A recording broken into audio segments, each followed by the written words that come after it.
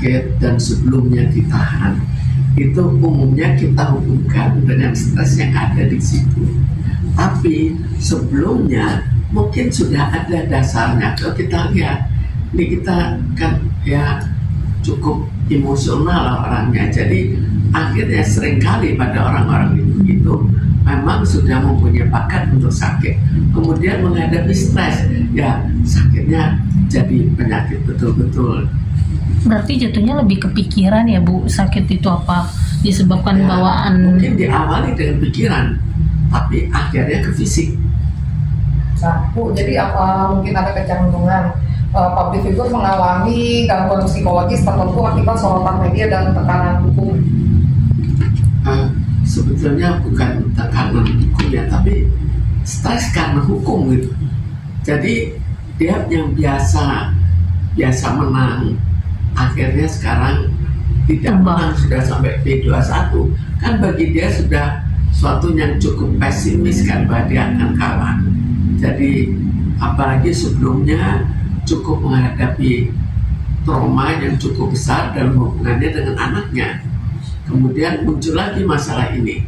Jadi ya bertumpuklah satu persatu secara berturut-turut, akhirnya dia tidak tahan dan akhirnya jatuh sakit. Bu, berarti faktor itu mempengaruhi ya Bu, karena kan terakhir sebelum ditangkap kan mereka baru baikan Bu sama anaknya. Ya, semua itu terpengaruh, dan kita juga tidak tahu baikan itu baikan secara terpaksa atau baikan betul-betul. Nah Bu, dalam kasus ini kan Nikita Mirzani itu sebelum ditahan itu kan dia seringkali menunjukkan sikap frontal di media sosial. Jadi apakah ini bisa diindikasikan sebagai bentuk gangguan atau sekedar ekspresi daya komunikasi? Coba diulangi. Oke. Nikita itu kan sering berbicara frontal di media sosial. Ya. Nah, tindakan seperti itu apakah bisa diindikasikan sebagai gangguan mental atau hanya sekedar ekspresi berkomunikasi? Sebetulnya itu suatu sifat ya, juga bisa juga ekspresi komunikasi juga bisa, tapi salah satu sifat. Tapi dari caranya membawakan kan membawa suatu emosi.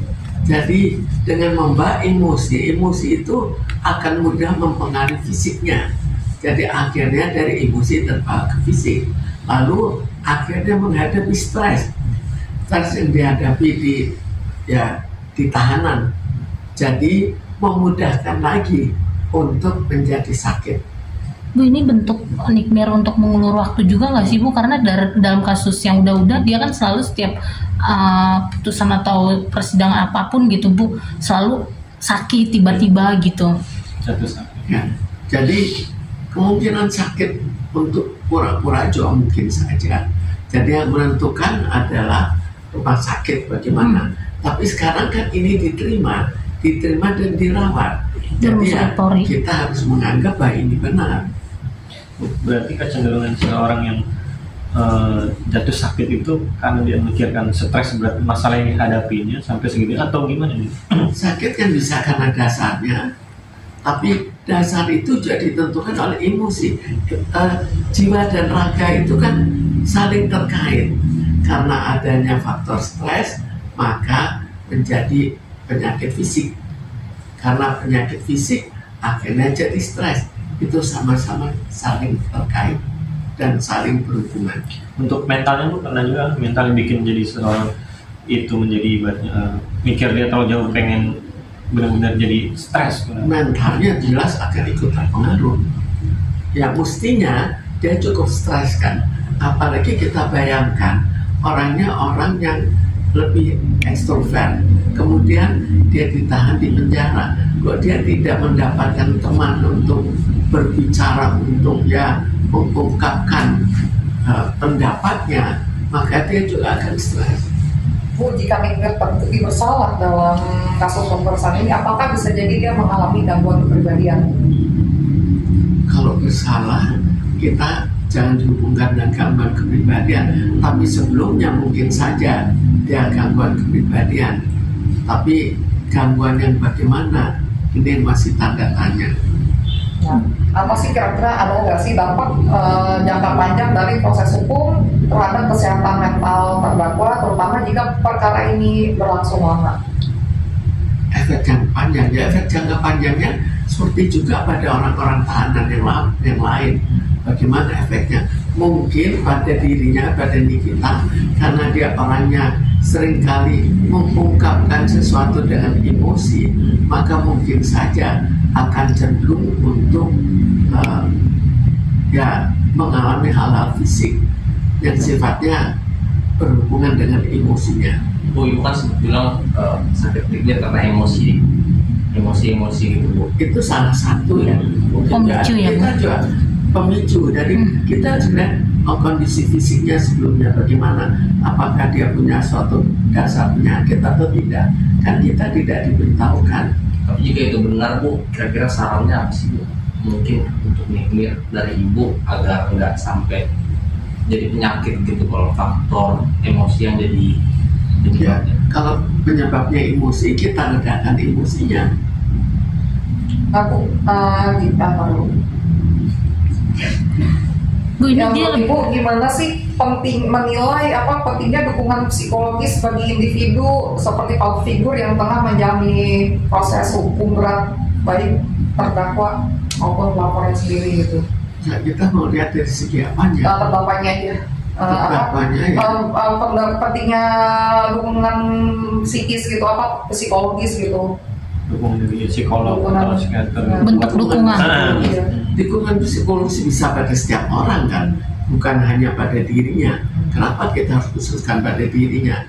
Tinggal jika memang ada suatu yang sifatnya terlalu nyata hubungan dengan kejiwaan, di situ perlu dukungan psikologis. Jika tidak, tergantung pada orangnya.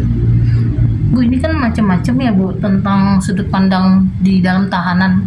Apakah memang karena dia ditahan di dalam tahanan itu membuat NM jadi depresi, dan berbeda dengan yang, mohon maaf nih Bu, tidak berduit gitu. Biasanya kan nggak apa-apa lah di penjara, makan gratis, apa-apa gratis gitu. Apakah sih penyebab NM itu karena depresi dia ditahan? Jadi kalau tahan itu, di tahanan kita harus bedakan. Ditahan secara surat atau betul-betul ditahan, lalu diperlakukan bagaimana? Karena kenyataannya kan satu dengan yang lain diperlakukan cara berbeda, jadi tidak bisa disamaratakan semuanya. Belum lagi masalah orangnya tahan atau tidak, tapi jelas orang yang biasa enak dia ditahan itu akan lebih merasakan tidak enaknya tahanan dibandingkan dengan orang yang misalnya biasa, ya memang hidupnya susah, maka di tahanan pun bukan terlalu masalah. Tapi kalau hidupnya susah, kemudian di tahanan dipukul-pukul atau disiksa, ya jelas susah juga. Karena itu kan kita harus bedakan antara dirinya di luar bagaimana, di dalam tahanan bagaimana. Karena mungkin saja sebagai seorang yang cukup mampu diperlakukan secara lebih baik. Bu, seberapa besar sih tekanan sosial pengaruhnya terhadap orang yang menjadi spotlight seperti Nikita Mirzani? Pengaruh tekanannya? Tekanan sosial. Jelas bagi setiap orang ada pengaruhnya kan, pengaruh tekanan. Bukan hanya bagi dirinya. Bagi dirinya, ya sebagai orang yang biasa menang, sebagai orang yang biasa ya merasa dirinya di atas, jelas merupakan suatu tekanan yang lebih besar daripada orang yang biasa-biasa saja.